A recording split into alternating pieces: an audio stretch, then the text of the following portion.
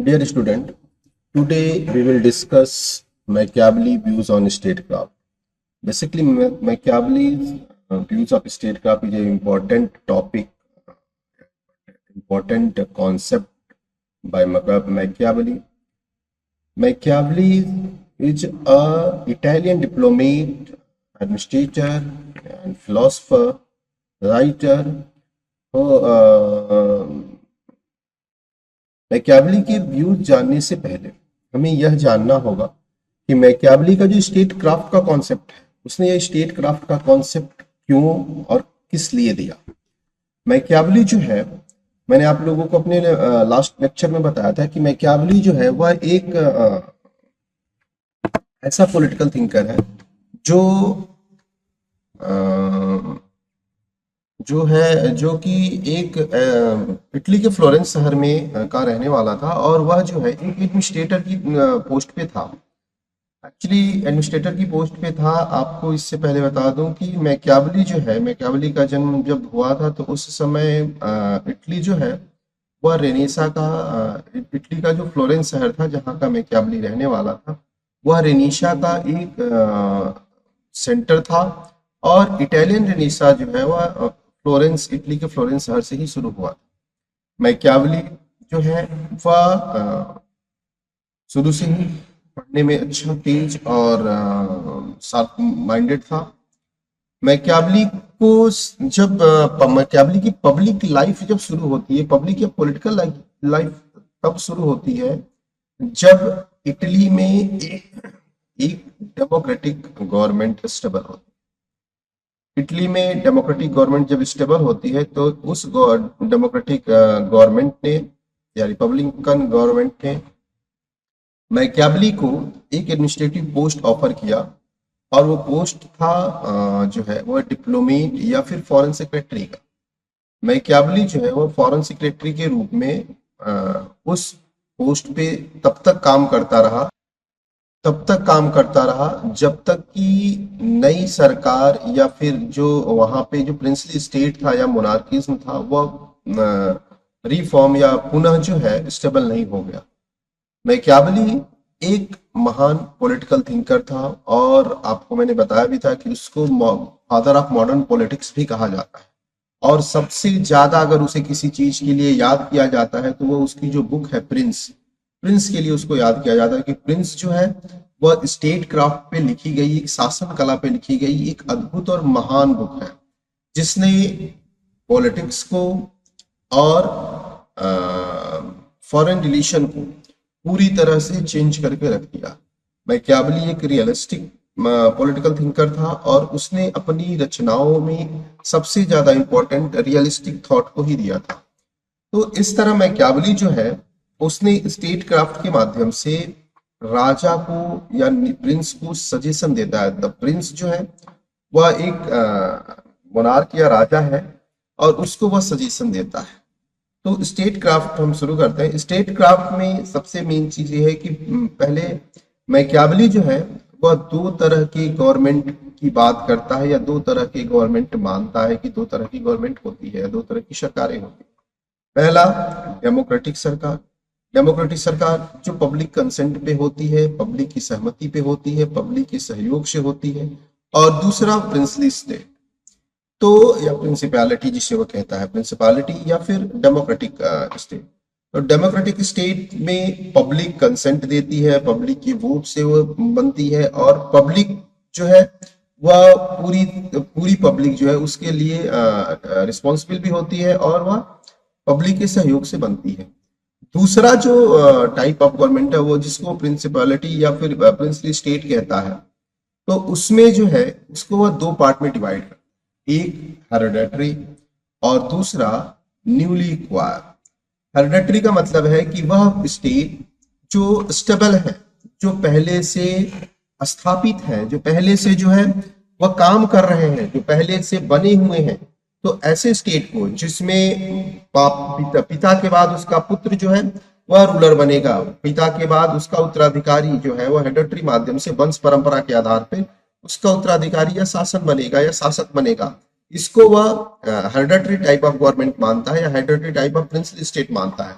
तो कहता है कि वह जो नए जो स्टेबल स्टेट है, जो पहले से चले आ रहे हैं, जो पूरी तरह से स्टेबल है, पूरी तरह से स्थापित स्टेट है, राज्य है या मोनार्क है, उनको मेरा कोई सजेशन नहीं है। क्यों नहीं है? क्योंकि वो पहले से स्टेबल है और वह जो है अपने एक्सपीरियंस के बेस पे, अपने अनुभव के आधार पे, अपनी चतुरता के आधार पे, अपनी चतुराई के आधार पे, अपनी बुद्धिमत्ता के आधार पे, अपने संबंधों के आधार पे वह जो है वह अपने प्रिंसली स्टेट को अच्छी तरीके से चला रहे हैं, मैनेज कर रहे हैं। मेरा जो सजेशन है वह जो दूसरा टाइप है ऑफ प्रिंसली स्टेट है, जिसको वह न्यूली प्रिंस कहता है या फिर न्यूली एक्वायर्ड जो है प्रिंसिपलिटी कहता है। तो वह कहता है कि मेरा जो सजेशन है वह न्यूली प्रिंस के लिए है या न्यूली प्रिंसिपलिटी के लिए है, कि वह प्रिंसली स्टेट जो न्यूली अभी राइज हो रहा है या फिर न्यूली कहीं से एक्वायर कर लिया, उसके लिए मेरा सजेशन है। और मेरा सजेशन जो स्टेबल गवर्नमेंट है, स्टेबल प्रिंसली स्टेट है, उनके लिए नहीं है। ठीक, कहता है कि जो न्यूली प्रिंस है उसको सीखने की जरूरत है, उसे जानने की जरूरत है, और उसके जानने, उसको सीखने के लिए ही मेरी जो प्रिंस है वह उनके लिए, उस नए प्रिंस या नए जो प्रिंसली स्टेट है उनके लिए है। अब उसने प्रिंस, उसकी बुक जो प्रिंस है वह बहुत इंपॉर्टेंट बुक है, और उस प्रिंस को उसने जेल में लिखा था। क्यों जेल में? क्यों?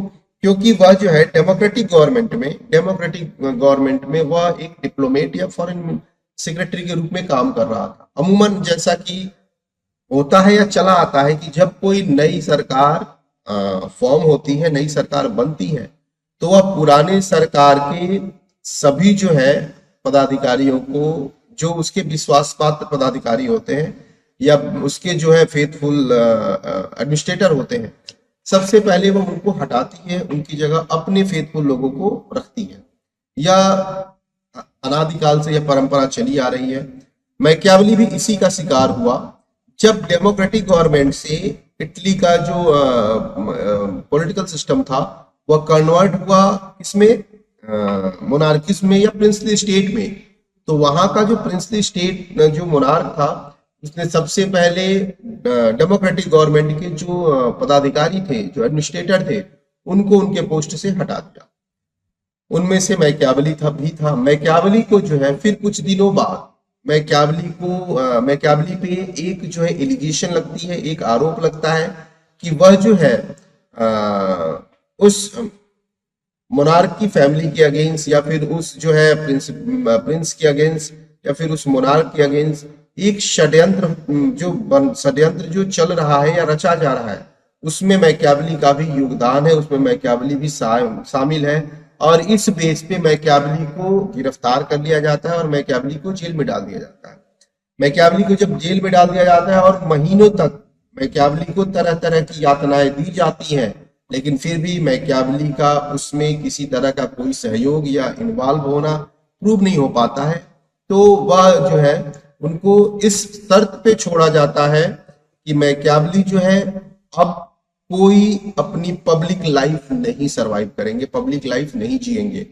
वह या तो फ्लोरेंस छोड़ के चले जाएंगे या फिर वह पब्लिकली पूरी तरह से अपने आप को कैद कर लेंगे। कब कोई उनकी पब्लिक लाइफ नहीं होगी, कोई उनकी पॉलिटिकल और सोशल लाइफ नहीं होगी, वो अपने आप को अपने बंद कर लेंगे। इसी आधार पे उनको जो है जमानत दी जाती है या बरी किया जाता है। मैकियावेली जब जेल से बाहर आते हैं तो जेल से बाहर आने के बाद मैकियावेली जो है वह अपने पुश्तैनी घर या अपने पुश्तैनी गांव, जहां उनका जो नेटिव प्लेस था, जहां उनके बाप दादाओं का पुश्तैनी घर था, वहां वह शिफ्ट हो जाते हैं। हालांकि प्रिंस और डिस्कोर्स से उनकी जो दो बुक हैं, दोनों उन्होंने एक ही साथ उस जेल में ही लिखनी शुरू की थी। और जो उनकी बुक द प्रिंस है वो बहुत बड़ी बुक नहीं है, लेकिन उसको उन्होंने 3-4 महीने में ही कंप्लीट कर लिया था। लेकिन वह उन्होंने अपने उस दरमियान लिखा था, जिस दरमियान जो है वह अपने पुश्तैनी घर पे या पुश्तैनी मकान पे अब रहना शुरू कर दिए थे और अपनी पब्लिक और पॉलिटिकल लाइफ को पूरी तरह से बंद कर दिया था। तो मैकियावेली जो है वो अपने प्रिंस के माध्यम से न्यूली स्टेट को जो सजेशन देना चाहते हैं, न्यूली प्रिंस को जो सजेशन देना चाहते हैं, तो वह है कि वह सबसे पहला सजेशन यह देते हैं कि जो प्रिंस है उसका सबसे मेन ऑब्जेक्टिव है प्रिजर्वेशन ऑफ द स्टेट, राज्य की सुरक्षा। प्रिजर्वेशन ऑफ स्टेट जो है वह किसी भी प्रिंस का, किसी भी मोनार्क का, किसी भी शासक का सबसे इंपॉर्टेंट ऑब्जेक्टिव है। वह कहता है कि राजा जो है वह, राजा या शासक या मोनार्क के लिए, प्रिंस के लिए कोई भी चीज इविल और गुड नहीं होती, बुरी और अच्छी नहीं हो सकती, उसके लिए सब अच्छे हैं। उसका जो मोटिव है, उसका जो ऑब्जेक्टिव है वह प्रिजर्वेशन ऑफ स्टेट है, और प्रिजर्वेशन ऑफ स्टेट के लिए सारे मीन्स जो है वो गुड है, उसमें किसी तरह का कोई संकोच, कोई शंका नहीं होनी चाहिए।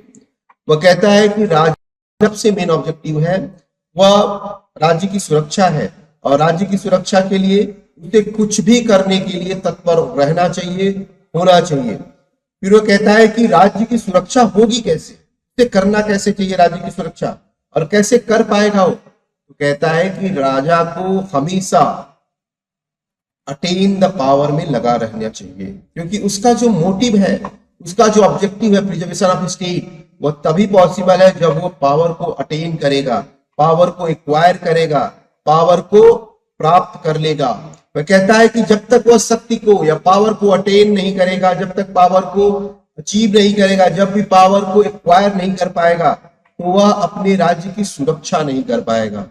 ठीक, तो राज्य की सुरक्षा के लिए जरूरी है कि वो पावर को अटेन करे, पावर को क्या करे, पावर को अटेन करके पावर को अचीव करे। उसके बाद वह कहता है कि पावर अटेन के साथ ही वो पावर को मेंटेन करना भी आना चाहिए, क्योंकि पावर अटेन करना हो सकता है कि आसान हो, आपने किसी को हरा दिया और परिस्थितियों बस कोई हार गया और आपके पास पावर आ गया, लेकिन उस पावर को अटेन करना और अटेन पावर को मेंटेन करना ये सबसे कठिन काम है।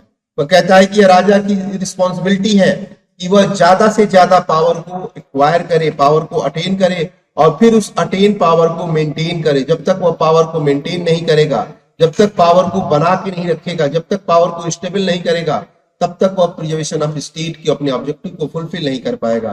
तो उसका जो मेन ऑब्जेक्टिव है, जो प्रिजर्वेशन ऑफ स्टेट या सिक्योरिटी प्रोवाइड कराना, वह जो है वह तभी पॉसिबल है जब वह पावर को अटेन करे और पावर को मेंटेन करे। उसके लिए उसे कोई किसी माध्यम की चिंता नहीं करनी चाहिए, उसके लिए उसे कुछ भी नहीं सोचना चाहिए, क्योंकि जो भी चीजें हैं उसके रास्ते में, जो भी चीज आएंगी, जितनी भी चाहे वह बैरिकेडर्स आए या कुछ भी, वह सब उसको मीन्स या माध्यम को नहीं सोचना होगा। उसे जो भी माध्यम चूज करना पड़े, उसे कुछ भी करना पड़े, उसे अगर किसी के साथ गलत भी करना पड़े, तो राज्य की सुरक्षा के लिए वह गलत करने के लिए भी उसका जो है बुरा नहीं कहा जा सकता या उसको गलत नहीं कहा जा सकता।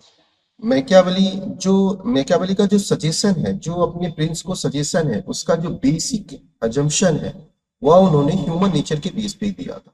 क्योंकि मैकियावेली जो है का जो एक अजम्पशन है कि जो ह्यूमन नेचर है, वो ह्यूमन नेचर एक्चुअली मैंने आपको जब उनका ह्यूमन नेचर बताया था, तो मैंने आपको बताया था कि वह मैकियावेली ने सबसे डीपली अगर किसी चीज को एनालाइज किया था तो वो ह्यूमन नेचर को एनालाइज किया था।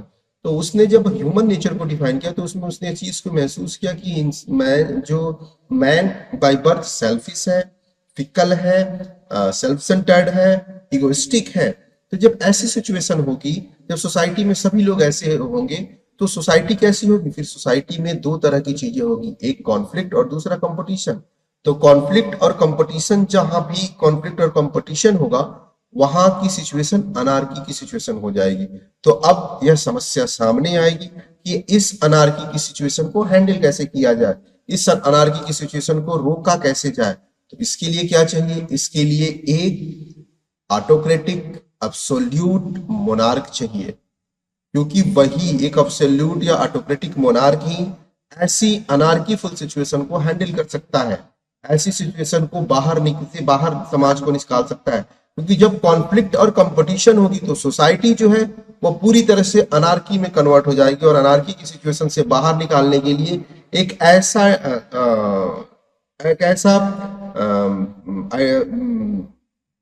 मोनार्क चाहिए, एक ऐसा प्रिंस चाहिए, एक ऐसा राजा चाहिए, एक ऐसा शासक चाहिए जो क्या है, जो एब्सोल्यूट पावर को यूज करे, जो है जो ऑटोक्रेटिक हो, जिसके ऊपर किसी तरह का कोई बंधन ना हो। लेकिन आप यह भी जान लीजिए कि जो मैकियावेली का प्रिंस है, मैकियावेली का जो प्रिंस है, वह प्रिंस जो है वह हेरेडिटरी मेथड से नहीं आता। उनका जो प्रिंस है वो डेमोक्रेटिक मेथड से आता है।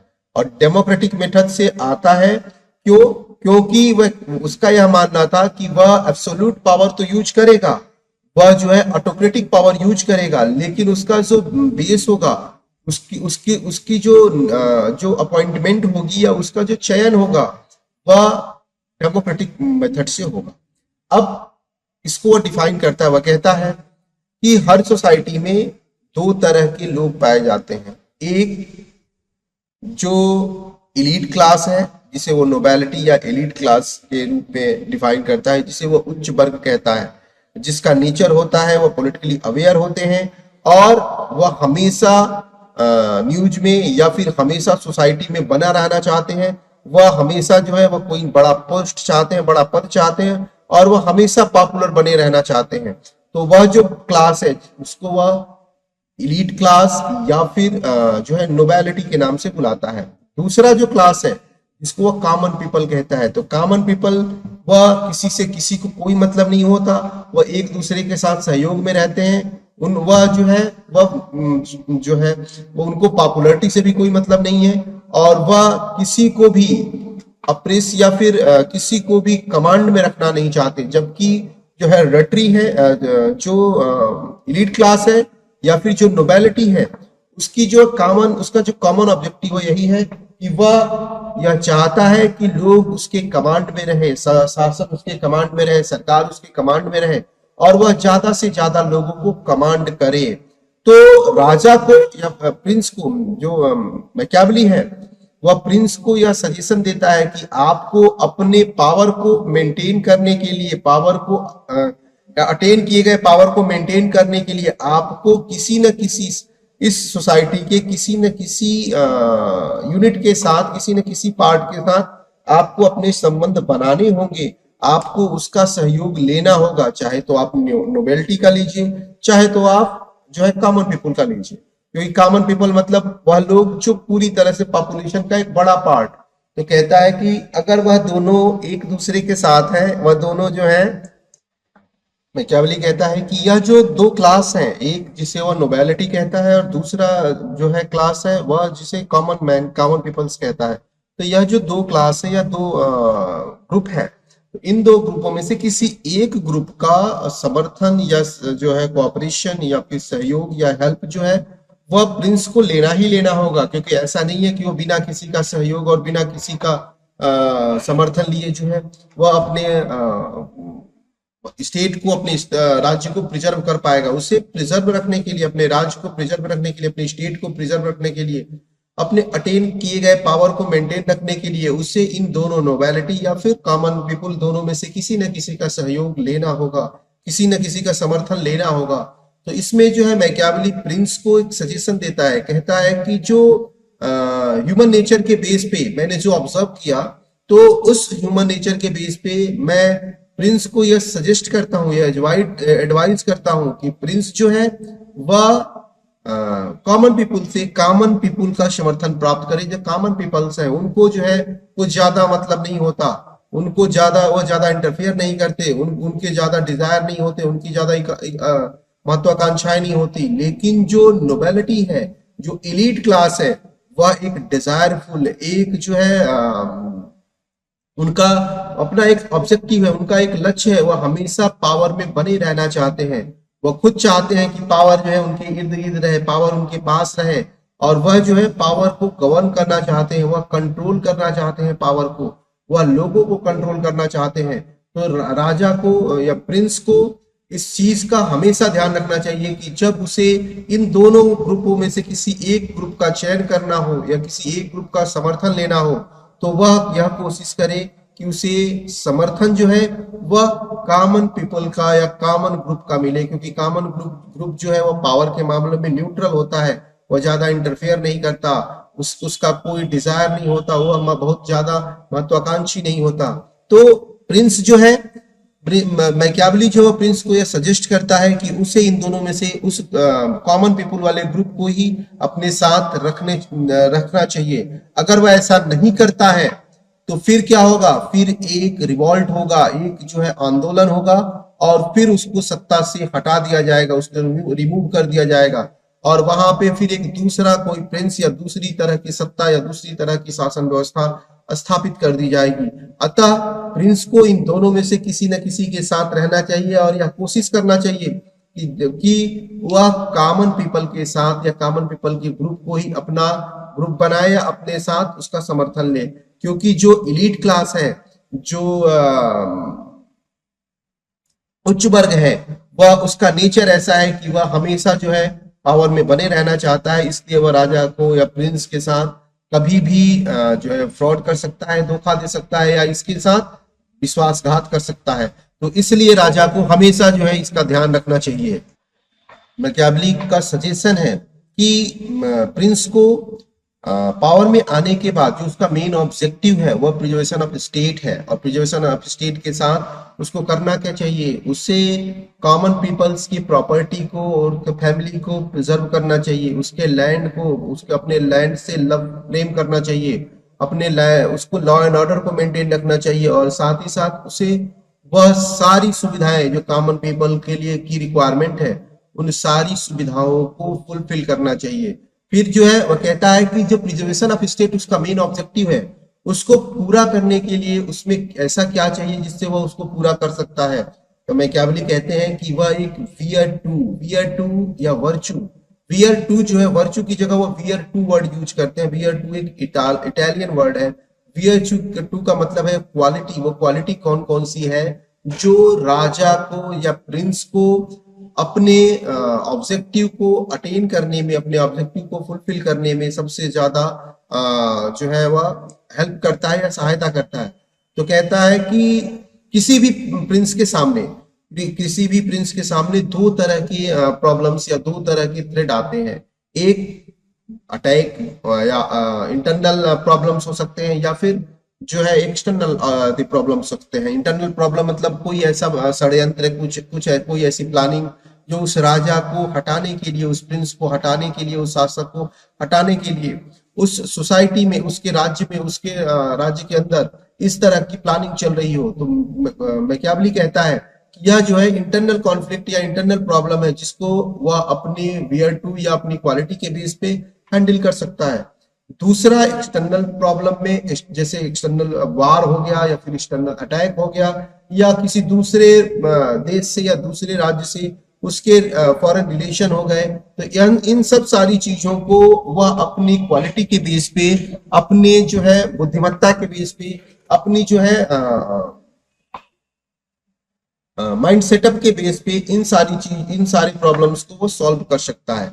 लेकिन कुछ ऐसे प्रॉब्लम्स होते हैं, कुछ ऐसे थ्रेट होते हैं जिनको अज्यूम नहीं किया जा सकता, जैसे दैवीय आपदा, जैसे फ्लड, बाढ़ आ जाए, या फिर अर्थक्वेक आ जाए, या फिर कोई ऐसी बीमारी आ जाए, या फिर कुछ ऐसा भयानक जिसकी कल्पना न की गई हो, ऐसी सिचुएशन आ जाए, तो राजा को इसमें प्रिंस को क्या करना चाहिए।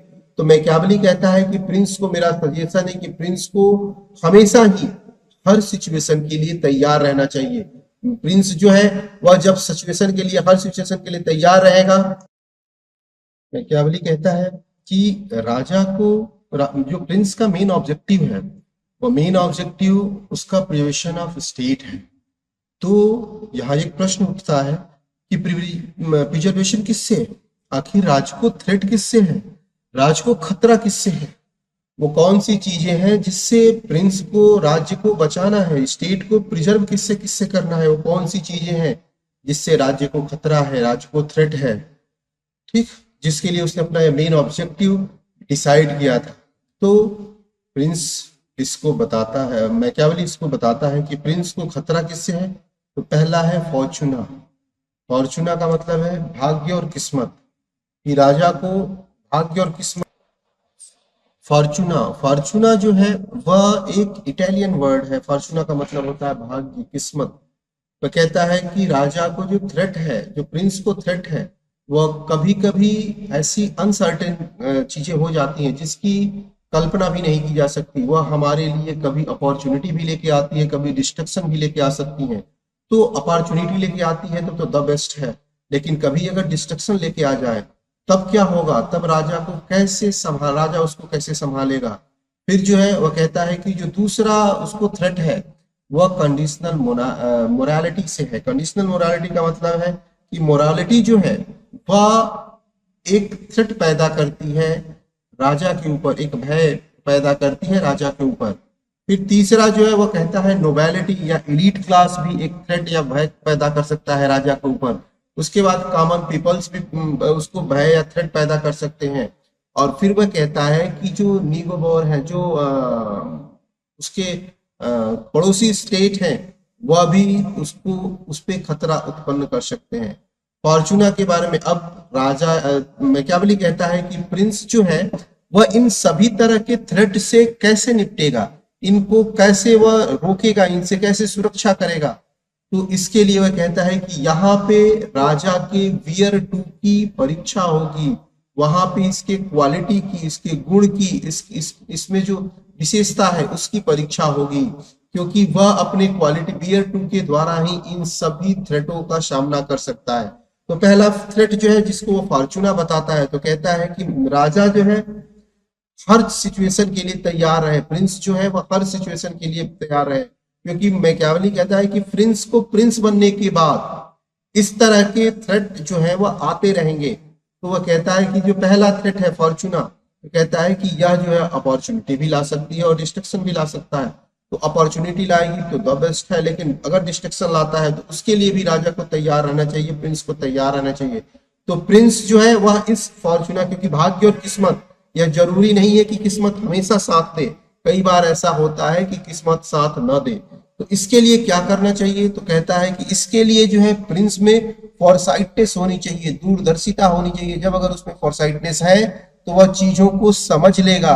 अगर उसमें फॉरसाइटनेस है तो वह जान जाएगा कि बरसात में बाढ़ आ सकती है, तो उस बाढ़ से बचने के लिए वह क्या कर सकता है? वह उपाय पहले ही, बाढ़ आने से पहले ही, बरसात से पहले ही उसके उपाय कर सकते हैं। अगर जाड़ा है, अगर बीमारी है, तो बीमारी से बचने का भी उपाय वो पहले ही कर सकता है। तो इसके लिए जो उसका वियर टू है, जो उसका वर्च्यू है, वह यह बताता है कि उसमें सबसे पहली जो क्वालिटी होनी चाहिए वह क्या होनी चाहिए? वह फॉरसाइटनेस होनी चाहिए, दूरदर्शिता होनी चाहिए। वह दूरदर्शिता से चीजों को समझ सकता है और वह अपनी किस्मत के भरोसे न रहकर उसकी तैयारी पहले से ही कर सकता है। क्योंकि अगर किस्मत के भरोसे बैठा रहेगा तो कुछ नहीं होगा। तो इसलिए बियर टू के माध्यम से या फिर फॉरसाइटनेस के माध्यम से वह जो है अपने आप को पूरी तरह तैयार कर लेगा और किसी भी तरह के थ्रेट को आसानी से झेल लेगा। दूसरा जो कंडीशनल मोरालिटी है, तो कंडीशनल मोरालिटी से मत तात्पर्य यह है कि प्रिंस मैकियावेली कहता है कि प्रिंस के सामने जब ऑब्जेक्टिव है प्रिजर्वेशन ऑफ स्टेट, तो प्रिंस को जो है खतरा कंडीशनल मोरालिटी से है। क्योंकि प्रिंस को यह चीजें बताई जाएंगी कि कौन सी चीजें गुड है, कौन सी बैड है। मैकियावेली पूछता है कि आखिर इसका आधार क्या है और गुड और बैड का आधार क्या है, वो कौन सी चीजें हैं जो गुड और बैड को डिसाइड करती हैं। ठीक, तो राजा को गुड और बैड के चक्कर में नहीं पड़ना चाहिए, क्योंकि राजा का जो मेन ऑब्जेक्टिव है, अगर मान लीजिए कि अगर राजा को अपने आप को, अपनी पोजीशन को या अपनी सत्ता को बनाए रखने के लिए अगर किसी की हत्या करनी है, तो मोरालिटी उसकी हत्या करने से उसे मना करेगा। लेकिन अगर वह हत्या नहीं करता है तो उसकी पद और पोजीशन को छीन लेगी और पद और पोजीशन को दूसरा ले लेगा। तो इसलिए राजा को प्रिजर्वेशन ऑफ स्टेट के लिए, अपने ऑब्जेक्टिव के लिए, अपने उद्देश्य की पूर्ति के लिए, अपनी इच्छाओं की पूर्ति के लिए, अपने जो है निर्धारित उद्देश्यों को, जो डिसाइड ऑब्जेक्टिव है, उसके लिए कंडीशनल मोरालिटी को नहीं मानना चाहिए, उसको खत्म कर देना चाहिए। और अपनी फॉरसाइटनेस के बेस पे, अपनी दूरदर्शिता के बेस पे वह उसे हत्या करने में, अगर उसको हत्या करनी पड़ रही है, किसी अपने की ही हत्या करनी पड़ रही है, तो उसको इस स्थिति में भी हमेशा तैयार रहना चाहिए। क्योंकि उसका जो ऑब्जेक्टिव है वह सिर्फ और सिर्फ एक है, preservation of state and attain the power and maintain the power. Power को मेंटेन रखने के लिए, पावर को मेंटेन करने के लिए अगर उसको किसी की हत्या भी करनी पड़ती है, अगर वो किसी का नुकसान भी करना पड़ता है, तो उसे मोरालिटी की, नैतिकता की चिंता नहीं करनी चाहिए। उसे जो है हर समय यह तत्पर होना चाहिए कि हमें, हमारा जो मूल उद्देश्य है, हमारा जो मेन ऑब्जेक्टिव है, वह रिजर्वेशन ऑफ स्टेट है, और हमें इसके लिए हमेशा तत्पर और तैयार रहना चाहिए। उसके बाद जो तीसरा थ्रेट मैकियावेली बताता है कि जो तीसरा थ्रेट जो प्रिंस जो है वो फेस कर सकता है, वह है नोबेलिटी या फिर इलीट क्लास। क्योंकि मैंने अभी आप लोग इसी लेक्चर में बताया है कि नोबेलिटी जो है या इलीट क्लास, उसका भी सेम ऑब्जेक्टिव है। वह भी पावर को अटेन करना चाहते हैं, वह भी चाहते हैं कि हमेशा सत्ता में बने रहे, पावर के इर्द गिर्द रहे, पावर उनके कंट्रोल में रहे। तो वह हर संभव चीज करना चाहते हैं जिससे अगर उनके पावर को कोई थ्रेट हो, उनके पावर को कोई खतरा आता है, या उनके पावर को कहीं से भी कोई प्रॉब्लम आती है, तो वह हर संभव कोशिश करेंगे कि हमारे इस पावर को हमारे तक ही मेंटेन रखा जाए। और इसके लिए वह हर संभव षड्यंत्र रचेंगे, लोगों को बहलाएंगे, फुसलाएंगे, भड़काएंगे, वह रिवॉल्ट कराने की कोशिश करेंगे, वह जो है वह इंटरनल कॉन्फ्लिक्ट पैदा करने की कोशिश करेंगे, वह दूसरे देशों से या दूसरे राज्यों से जो है अपनी जो इम्पोर्टेंट डॉक्यूमेंट्स है उसको शेयर करने की कोशिश भी कर सकते हैं, वह सूचनाओं का आदान प्रदान कर सकते हैं, वह हर संभव कोशिश कर सकते हैं कि हमें पावर अटेन किया जाए, या हमारे पास पावर रहे, या पावर हमारे कंट्रोल में रहे, क्योंकि वो उनके नेचर में है। वह हमेशा जो है वह चाहते हैं कि वह पॉपुलर रहे, लोग जो है उनको इंपॉर्टेंस दें, सत्ता उनको इंपॉर्टेंस दें, और इसलिए जो है वह क्या कर सकते हैं, वह जो है राज्य के लिए, राजा के लिए, प्रिंस के लिए एक थ्रेट या खतरे के रूप में अपने आप को प्रस्तुत कर सकते हैं। राजा को यहाँ भी, शासक को यहाँ भी अपने फॉरसाइटनेस को दिखाते हुए, अपनी दूरदर्शिता को दिखाते हुए क्या करना चाहिए, इलीट क्लास को हर संभव जो है वह इलीट क्लास की इच्छाओं को, इलीट क्लास के डिजायर को हर संभव, हर तरीके से, चाहे वो माध्यम कोई भी हो, चाहे वो मोरालिटी के बेस पे बैड कहे जाए या गुड कहे जाए, इससे मायने नहीं रखता। अगर वह अगर वह जो है स्टेट के रास्ते में खतरा है, अगर वह प्रिजर्वेशन ऑफ स्टेट के बीच में बैरिकेटर बन रहे हैं, अगर वह राज्य के या प्रिंस के ऑब्जेक्टिव को फेस करने में अगर बैरिकेटर बन रहे हैं, या फिर वह किसी तरह का अगर व्यवधान उत्पन्न कर रहे हैं, तो प्रिंस को जो भी माध्यम सूझे, जो भी माध्यम उचित लगे, जिस भी माध्यम से प्रिजर्वेशन ऑफ स्टेट हो, या जिस भी माध्यम से उसका ऑब्जेक्टिव फुलफिल हो रहा है, उस माध्यम को चूज करना चाहिए। यह चिंता नहीं करनी चाहिए कि कौन सा माध्यम बैड है और कौन सा माध्यम गुड है। गुड और बैड जो मीन्स है उसका कोई मतलब नहीं है। Main objective preservation of state है, अटेन द पावर है और मेंटेन द पावर है। तो इसके लिए रास्ते में जितने भी अड़चने आती हैं, जितने भी व्यवधान आते हैं, जितने भी बैरिकेटर्स आते हैं, उन सबको राजा अपनी सूझबूझ से, प्रिंस अपनी सूझबूझ से, अपने फॉरसाइटनेस से, अपने बियर टू से क्या कर सकता है, हटा सकता है, हटा देता है, हटाना ही चाहिए।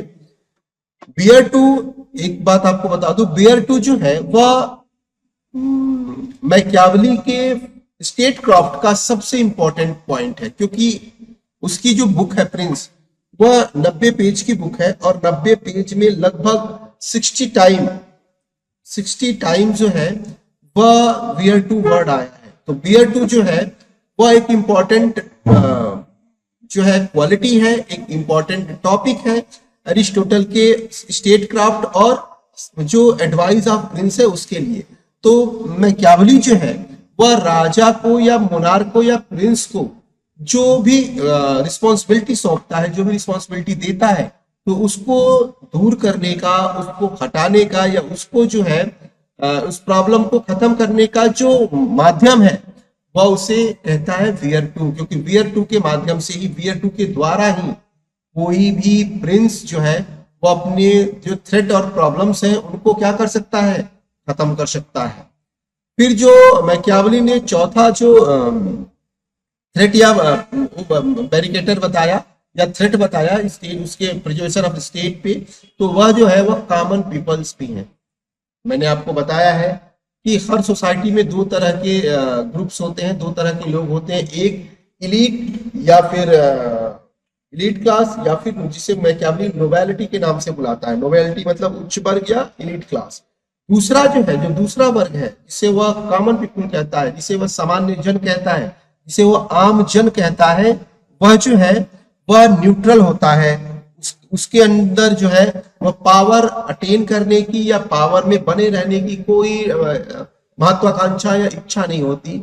वह हमेशा जो है वह न्यूट्रल, पावर के मामले में न्यूट्रल होता है।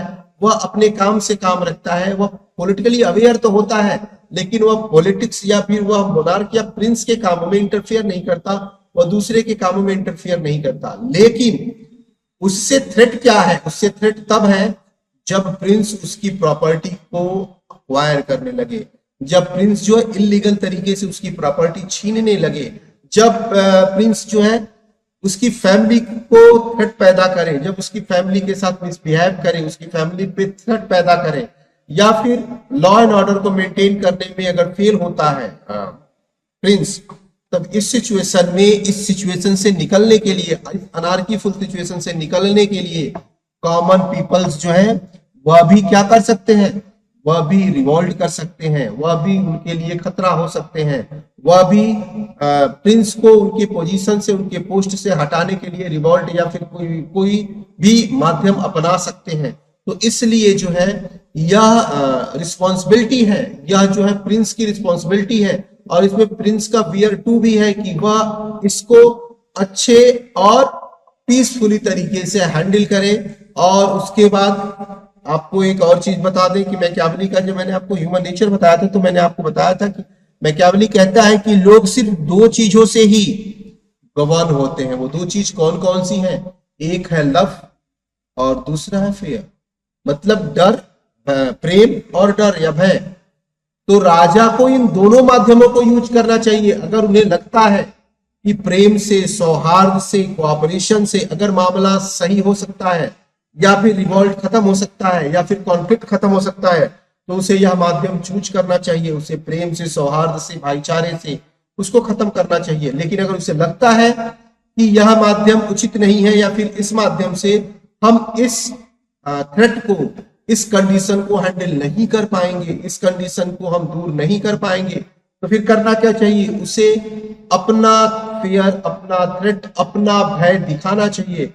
उसका मेन जो ऑब्जेक्टिव है, उस ऑब्जेक्टिव को पूरा करने के लिए वो दोनों माध्यमों को चूज कर सकता है, चाहे वो लव है, प्रेम या केयर का माध्यम हो, या फिर एक थ्रेट या फियर का माध्यम हो। मतलब वो भय भी बना सकता है, वह खतरा भी उत्पन्न करके, चाहे जैसे भी डरा धमका के।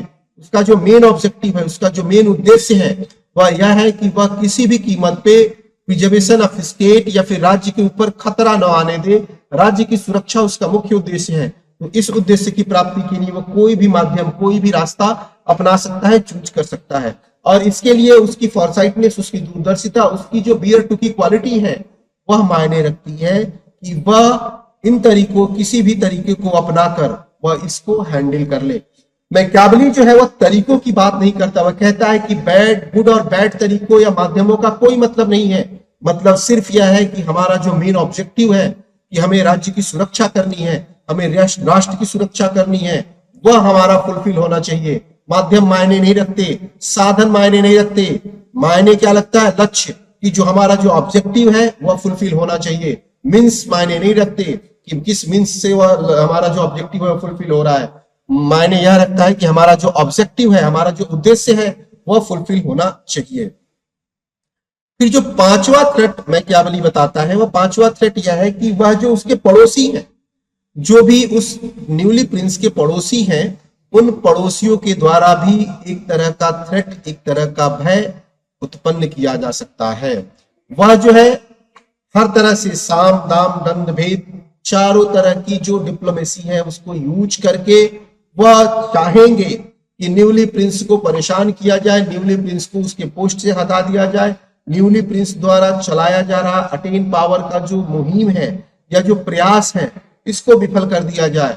वह चाहेंगे कि जो न्यूली प्रिंस है वह पावर को न अटेन कर पाए, न मेंटेन कर पाए। तो उनके पड़ोसी तरह तरह का थ्रेट उत्पन्न करेंगे। जैसे बाउंड्री को लेके कॉन्फ्लिक्ट उत्पन्न कर देंगे, या फिर किसी स्टेटमेंट को लेके कर देंगे, या फिर ट्रेड को लेके कोई कॉन्फ्लिक्ट पैदा कर सकते हैं, या फिर वो आक्रमण कर सकते हैं, या फिर वो इंटरनल कॉन्फ्लिक्ट कर सकते हैं। क्योंकि ह्यूमन नेचर ऐसा है कि वो पैसे पे कुछ भी कर, इंसान पैसे के लिए कुछ भी कर लेगा, अपने लाभ के लिए कुछ भी कर लेगा, अपने सेल्फ इंटरेस्ट के लिए वो कुछ भी कर लेगा। वो इतना सेल्फिश है कि उसे इस थोड़ी सी भी चीज की झिझक नहीं होगी कि वह थोड़े से पैसे के लिए अपने राज्य की सुरक्षा से संबंधी महत्वपूर्ण डॉक्यूमेंट भी वो दूसरे स्टेट को दे सकता है, दूसरे को उपलब्ध करा सकता है, दूसरे को पहुंचा सकता है। तो इन सारे थ्रेटों से बचने के लिए मैकियावेली जो है वह राजा को, वह प्रिंस को सजेस्ट करता है कि उसे, वह कहता है कि प्रिंस को, मेरी जो न्यूली प्रिंस है उसको मेरे एडवाइस की जरूरत पड़ेगी ही पड़ेगी, क्योंकि बिना मेरे एडवाइस के वह अपने स्टेट को अच्छी तरह से हैंडल नहीं कर पाएगा, अच्छी तरह से स्टेबल नहीं कर पाएगा। वह जो है उसको अपने पावर को अटेन करने के लिए, मेंटेन करने के लिए मेरे एडवाइस की जरूरत पड़ेगी ही पड़ेगी। और वह एडवाइस करता है कि पड़ोसियों के साथ किस तरह के जो है वह संबंध रखने चाहिए, किस सिचुएशन में कैसे संबंध रखने चाहिए। वह कहता है कि राजा को हमेशा जो है वह डुअल पर्सनालिटी का होना चाहिए, दो तरह का दिखना चाहिए, जैसा है वैसा दिखे ना, और जैसा दिख रहा है वैसा होना। क्योंकि राजा को हमेशा एक ढोंग, एक स्वांग करना चाहिए कि वह जो है वह उसे नोबेल होने का दिखावा करना चाहिए, उसे जो है नोबेल, अगर वह प्रिंस है तब तो उसके लिए कोई भी चीज मायने नहीं रखती, वह जैसा है वैसा रह सकता है। लेकिन अगर उसे ऑन फ्यूचर प्रिंस बनना है, अगर वह प्रिंस बनने के कगार पे है, और अगर वह जो है वह प्रिंस ऑन फ्यूचर प्रिंस बनेगा, तो उसको हमेशा इस चीज का ध्यान रखना चाहिए कि उसे इतना मोरालिटी दिखानी चाहिए, एक्सपोज करनी चाहिए, लोगों के बीच जा जाके उस अपने आप को इतना अच्छा, इतना भला, इतना नोबेल प्रूव करना चाहिए कि लोग खुद ही यह कहने लगे कि हमारा जो अगला राजा हो, अगला शासक हो, वह इन्हीं के जैसा होना चाहिए। हालांकि पहले ही वह कह देता है कि मैकियावेली कहता है कि राजा को हमेशा डुअल पर्सनालिटी का होना चाहिए। तो राजा जो है वह, मैकियावेली वह सजेस्ट करता है कि राजा को अपनी पॉलिसी को बनाने के लिए, अपने पॉलिसी को बनाने के लिए सबसे मेन चीज है कि उसे अपने पॉलिसी को डिस्क्लोज नहीं करना चाहिए।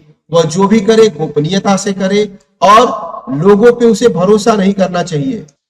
वह सजेस्ट करते हैं राजा को कि राजा को जो है वह अपने पड़ोसियों से बचने के लिए, पड़ोसियों के षड्यंत्रों से बचने के लिए, पड़ोसियों के से उत्पन्न खतरे से बचने के लिए राजा को चाहिए कि राजा, उसका प्रिंस जो है उसका समुचित उपाय करे। वो अपनी फॉरसाइटनेस के बल पे वह सजेस्ट करता है कि राजा को, प्रिंस को कभी भी किराए के सैनिकों को से अपने राज्य की सुरक्षा का जिम्मा नहीं लेना चाहिए, या फिर किराए के सैनिकों पर या फिर भाड़े के सैनिकों पर कभी भी भरोसा करके राज्य की सुरक्षा नहीं सौंपनी चाहिए। उसे अपनी खुद की एक सेना निर्मित करनी चाहिए, जिस सेना को वह अपने भरोसेमंद लोगों के माध्यम से ट्रेंड करे। उसको सेना को एक प्रशिक्षित जो है सेना बनानी चाहिए, उसको हर संभव प्रशिक्षण उपलब्ध कराना चाहिए, क्योंकि किसी भी राज्य का अस्तित्व जो है वह बहुत कुछ हद तक राजा की दूरदर्शिता और सैनिकों की कार्यक्षमता पर निर्भर करता है। अगर सैनिक शक्तिशाली होंगे, सैनिक स्किल्ड होंगे और कार्य क्षमता उनकी अच्छी होगी, तो वह किसी भी तरह के थ्रेट को आसानी से, किसी भी तरह के भय को आसानी से झेल लेंगे। लेकिन अगर भाड़े की सैनिकों पे अगर राजा निर्भर रहता है, अगर भाड़े की सैनिकों की व्यवस्था करता है, तो उन पे आप भरोसा नहीं कर सकते, क्योंकि भाड़े के सैनिक आपसे पैसा ले रहे हैं, वह किसी दूसरे से भी पैसा लेके बिक सकते हैं।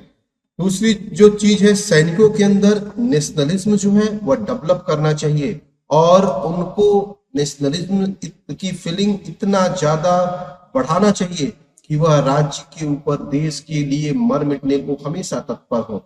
और जब वह उस देश के होंगे, जब वह अस्थायी सैनिक होंगे, जब वह परमानेंट मिलिट्री होगी, अगर किसी भी प्रिंस के पास अगर परमानेंट मिलिट्री है, तो वह रिस्पॉन्सिबल होगी उस स्टेट के प्रिजर्वेशन के लिए, उस राज्य के प्रिजर्वेशन के लिए। और इस तरह वह पड़ोसियों से उत्पन्न खतरे से या अकस्मात उत्पन्न युद्ध से या फिर अनसर्टेन जो घटनाएं होती हैं उन सब से निपटने के लिए हमेशा तत्पर और तैयार रहेंगी। तो मैकियावेली जो है वह राजा को जो प्रिंस की जो ऑब्जेक्टिव बताता है, उसे प्रिजर्वेशन ऑफ स्टेट जो है उसका मेन ऑब्जेक्टिव है, तो फिर वह बताता है कि यह जो 5 खतरे हैं, जो थ्रेट है 5 तरह के, जो फॉर्चूना है, उसके बाद कंडीशनल मोनार्की है, फिर कंडीशनल मोरालिटी है, फिर जो है वह लीड क्लास है, फिर जो है कॉमन पीपल्स है, और उसके बाद उसके जो स्टेट्स है, पड़ोसी स्टेट है।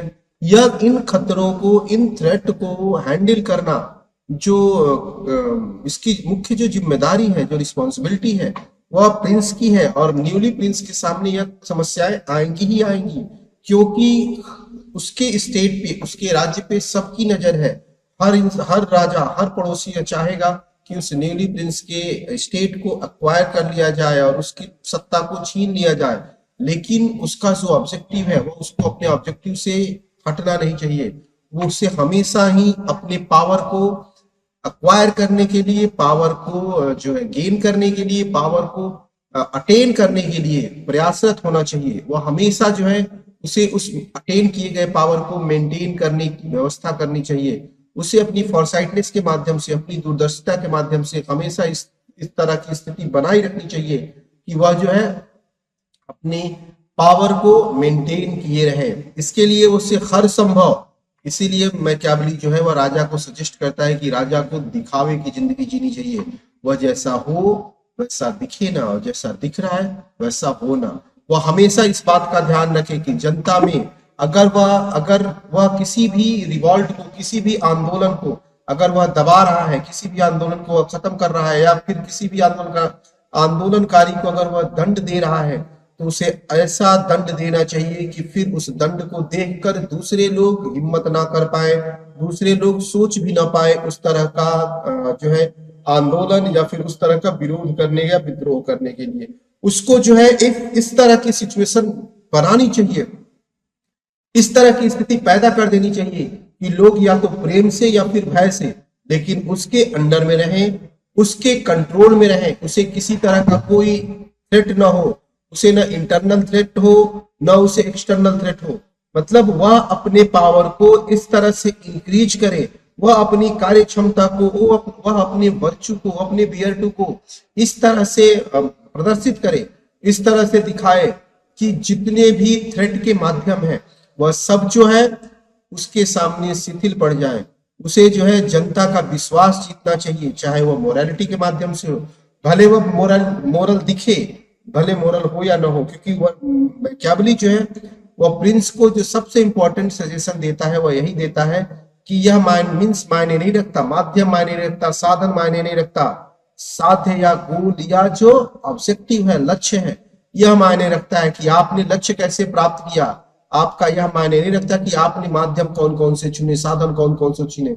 वह कहता है कि लक्ष्य प्राप्ति में यूज किए गए सारे मीन्स, सारे साधन जो है प्योर है, वह गुड है, उसको आप बैड की कैटेगरी में नहीं रख सकते। और राजा के लिए, शासक के लिए, रूलर के लिए, प्रिंस के लिए कोई भी मीन्स, कोई भी माध्यम बैड और गुड नहीं होता, उसके लिए सब सही है। बस उसके ऑब्जेक्टिव फुलफिल होने चाहिए। उसे अपने ऑब्जेक्टिव को फुलफिल करने के लिए जो भी माध्यम, जो भी साधन यूज करने हैं, जो भी साधन चूज करने हैं, चयन करने हैं, वह कर सकता है। उसके लिए वह स्वतंत्र है, उसे कोई नहीं रोक सकता, ना उसे कहीं भी रोका जा सकता है। मैकियावेली के जो विचार थे, मैकियावेली के अगर स्टेट क्राफ्ट संबंधी विचारों को जब आप एनालाइज करेंगे तो आप यह महसूस करेंगे कि मैकियावेली ने अपने रियलिस्टिक अप्रोच से, अपने रियलिस्टिक आइडियाज जो उसने दिए हैं, वह उस समय के इटली के सिचुएशन के हिसाब से उसने बनाए हैं। क्योंकि उसने यह महसूस किया था कि इटली को डिवाइड कर दिया गया था और इटली को सबसे ज्यादा खतरा जो है वो उसके पड़ोसियों से था। क्योंकि पड़ोसी जो है वह इटली को एक्वायर करने के लिए तत्पर थे। लग रहा था कि इटली को टुकड़ों में बांट के और उसको अपने अपने हिस्से में ले लिया जाए। मैकियावेली का जो सबसे मेन ऑब्जेक्टिव था वह यह था कि यूनिफाइड ऑफ इटली या फिर यूनाइट इटली। इटली को जो है वह यूनाइट करना, यूनिफाइड करना, यह जो है मैकियावेली का सबसे मेन ऑब्जेक्टिव था। और उसने अपने प्रिंस में जो सजेशन दिया था, उसने इसी कारण से दिया था क्योंकि वह चाहता था कि जो भी न्यूली प्रिंस आए, जो भी न्यूली प्रिंस अपने पावर को एक्वायर करता है या किसी नए राज्य को एक्वायर करता है, तो उसको मेरे सजेशन के माध्यम से, मेरे सजेशन के सहयोग से, मेरे सजेशन से जो है वह अपने अटेन किए गए पावर को मेंटेन कर सकता है, अपने राज्य को प्रिजर्व कर सकता है और उसका डेवलपमेंट कर सकता है। Thank you.